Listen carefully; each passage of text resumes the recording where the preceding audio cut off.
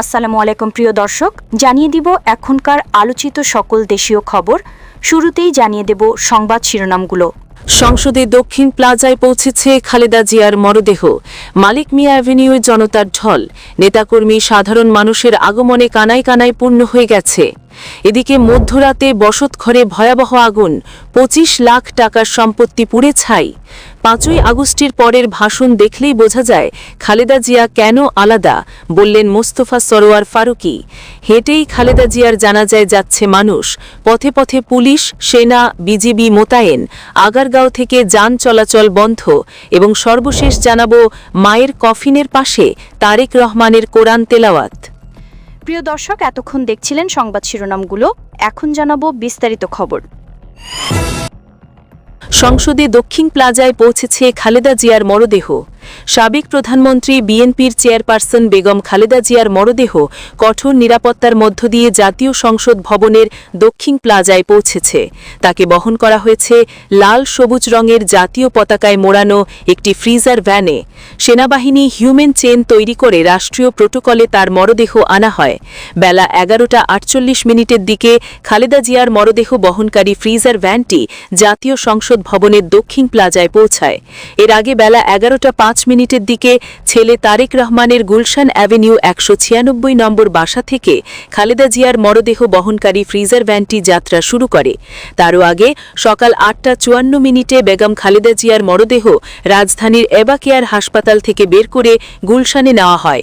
শুরুতে তার দীর্ঘদিনের বাসভবন ফিরোজায় নেওয়ার কথা থাকলেও পরে গাড়িটি তারেক রহমানের গুলশান অ্যাভিনিউ ১৯৬ নম্বর বাসায় নেওয়া হয়। সেখানে পৌঁছানোর পর বেলা ১১:০৫ পর্যন্ত খালেদা জিয়ার স্বজন এবং বিএনপির নেতাকর্মীরা শেষবারের মতো তাকে শ্রদ্ধা জানান। মানিক মিয়া অ্যাভিনিউয়ে জনতার ঢল, নেতাকর্মী সাধারণ মানুষের আগমনে কানায় কানায় পূর্ণ হয়ে গেছে। ৩ বারের সাবেক প্রধানমন্ত্রী ও বিএনপি চেয়ারপারসন খালেদা জিয়া জানাজায় আগেই জনতার ঢল নেমেছে। জানাজা স্থল মানিক মিয়া অ্যাভিনিউ জানাজা অনুষ্ঠিত হবে। সকাল থেকে শ্যামলী, ৬০ ফিট রোড ও তালতলা সহ আশপাশের সব পথে মানুষের স্রোত মানিক মিয়া অ্যাভিনিউয়ের দিকে ধাবিত হচ্ছে। আগারগাঁও থেকে মিরপুরমুখী ডানের রাস্তাটি বন্ধ করে দেওয়া হয়েছে। কেবল মিরপুর ও মহাখালী বনানীমুখী সড়কে যান চলাচল রোধ করছে। হাজার হাজার নেতাকর্মী ও সাধারণ মানুষ পায়ে হেঁটেই জানাজা স্থলে পৌঁছাচ্ছেন। জননিরাপত্তা নিশ্চিত করতে শিশু মেলা, শেরেবাংলা নগর, থানা এলাকা, তালতলা, আগারগাঁও নির্বাচন কমিশন ভবন এলাকা, মূল সড়ক, অলিগলিতে সারি সারি রাখা দূরপাল্লার সব যানবাহন। যেসব যানে চড়ে রাতে ও সকালে ঢাকায় নেমেছে বিএনপি ও এর অঙ্গ সংগঠন নেতাকর্মীরা। শেরেবাংলা নগর সরকারি গার্লস স্কুলের মুখে রাস্তা ডাইভার্সন করেছেন সেনাবাহিনী। সেখানে শুধু ডানের টার্ন করার সুযোগ দেওয়া হচ্ছে। কৃষি বিশ্ববিদ্যালয় বা পরিকল্পনা কমিশনের সামনের দিকে যানবাহন চলাচল সম্পূর্ণ বন্ধ রাখা হয়েছে। অন্যদিকে আগারগাঁও থেকে খামার বাড়ি, ফার্ম গেট যাওয়ার পথ বন্ধ রাখা হয়েছে। হেঁটে যেতে দেওয়া হচ্ছে সাধারণ মানুষকে। তবে পথে পথে সন্দেহভাজনদের জিজ্ঞাসাবাদ, তল্লাশি করছে আইন শৃঙ্খলা বাহিনীর সদস্যরা। নেত্রকোনা থেকে আসা আজিজুল ইসলাম নামে এক যুবদল নেতা বলেন, আপসী নেত্রীর জানাজায় অংশ নিতে ঢাকায় এসেছি। শত শত মানুষ জেলা থেকে আসছেন।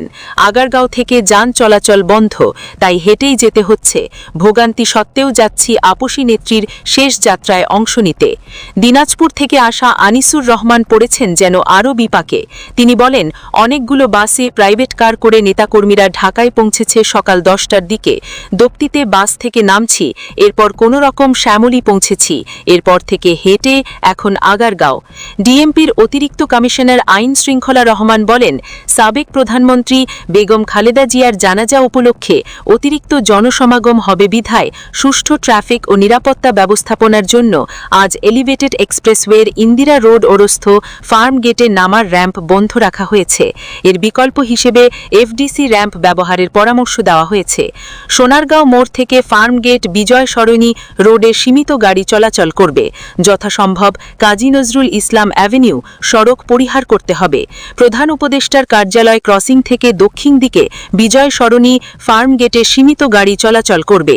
বনানী, মহাখালী, গুলশান বা এয়ারপোর্ট রোড থেকে রমনা, শাহবাগ, মতিঝিল, পল্টন, গুলিস্তানবাদী গাড়িগুলোকে মহাখালী, জাহাঙ্গীর গেট, কাজী নজরুল ইসলাম অ্যাভিনিউ সড়ক এড়িয়ে মহাখালী বাস টার্মিনালের সামনের রাস্তা ও মগবাজার ফ্লাইওভার ব্যবহার করতে হবে।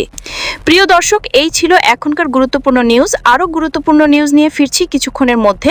নিউজগুলো সবার আগে দেখার জন্য এই চ্যানেলটি সাবস্ক্রাইব করে আমাদের সাথে থাকুন। ধন্যবাদ।